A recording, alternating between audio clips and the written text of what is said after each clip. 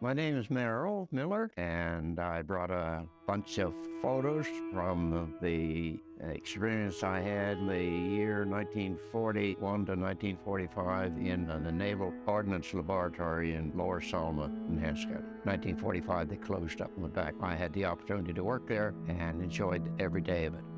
In the winter of 1942, Lower Selma, a small community in Nova Scotia overlooking the Minas Basin, became home to an experimental American naval base. Without explanation, the United States Navy raised a testing site complete with labs and bunkers as locals whispered about its possible intentions and risks. Though never formally communicated, it was the need to quickly and quietly advance explosive mine technology that brought them north. Like the Nazis were doing overseas, the US Navy explored different detonation methods, relying on the basin's enormous tidal changes to cover all evidence. All mines tested on the new Minas US Naval Experimental Facilities, its formal title, were implemented in the Pacific Theater.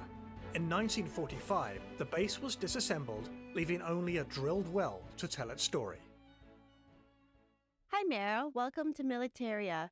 What have you brought us today? I brought a case of photos that I brought in from Maitland, Hants County. What's the story that they're telling? During the war, 1941 to 45, Americans moved into the Maitland area and erected a building in Lower Salma under the heading of Naval Ordnance Laboratory. And that was all out of Washington, D.C. And for the 4 years, they tested dropping bombs, not necessarily exploding bombs, but just dropped them and had them loaded with instruments. And the 20 guys that were there were specialists, and each one had his section of the bomb to look after and write up a report and send them back to me. Every night there was information going back to Washington, and that went on for 4 years. The testing that happened at this particular site, they were experimenting with Mark I type of mines.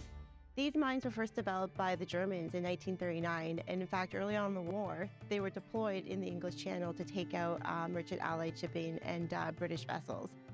And so when eventually the Allies got their hands on these Mark Is, they immediately started doing testing because, they were very effective. And so they wanted to find out how they worked and how they can improve them and utilize them for their own sources. And so this base was purposely set up to test those mines and to improve them and even to create better models that could be used in the future. Meryl, could you tell me about each of these photos? This is a photo of me back in 1942, I guess, when I first went with the Naval Ordnance Laboratory.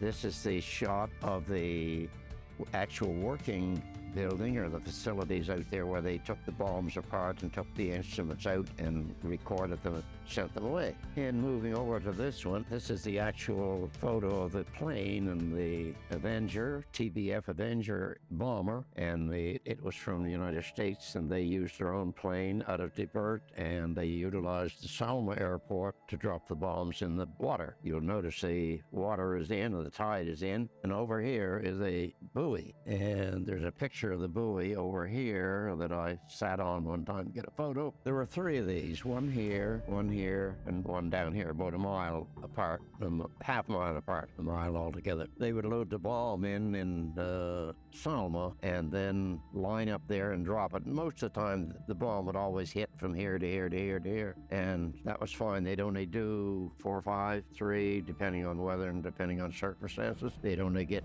3 or 4 drops. So then everything backed off. The airplane went back to Debert. The people come back down from Salma down here to the lab and started working on bombs that were there from yesterday, reloading them. And then when the tide went out, they would drive down here and out alongside the wharf, and you'll see a picture here of the little Jeep that they had with a 2-wheel dolly behind it that was perfect for driving out on the beach, and the beach was solid. They would back over the bomb, pick it up, and move them up. So they had 2 Jeeps, 2 carriers, and they cleaned the bombs up, and there would be 5 dropped. They picked up 5. If there were 4, they had to start looking for the 5th one. And 9 times out of 10, they'd always find it. But they did missed one of them one time. And it looks like in that laboratory, in the second photo right there, it looks like a Mark I mine that would have been used. It was deployed, and the idea was is that if a ship came within a certain distance of it, it would explode. And I can imagine the need for the Americans to come up with better technology when it comes to mines and bombs, especially from a naval perspective, was very prevalent. I mean, at the beginning of the war, the Germans were sinking hundreds of ships, and thousands of goods and materials were going down in the Atlantic and in the Pacific later in the war. So having superior mine technology that could help disable boats or any other vessels that were attacking convoys and allied ships were definitely very crucial. So I can imagine the pressure and the need to do this testing would have been quite significant. I'm sure they were under pressure. I wasn't. I just enjoyed myself. I guess my ongoing thoughts when I think back of it is how lucky I was to associate with people of that caliber. Each and every one were good to me, and they're just a wonderful bunch of people. Meryl, thank you for coming on the show today and bringing these beautiful photographs and your very personal story about a unique part of our wartime history that happened here in Nova Scotia. It is a story I'm sure a lot of people definitely don't know about.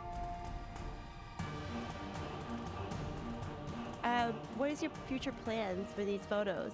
Certainly never be destroyed in my time, and I hope to pass them on to my families. And I do have a big family of brothers and sisters that have children, and they are aware of this. My family, especially my children, are aware of what happened there. But I thought it was going to be the end of an era and the end of everything, and no one would know anything about it. I was very sad about that. That's what I plan to do with the pictures. That sounds wonderful. Well, thank you again, Meryl, for joining us today. And it's my pleasure.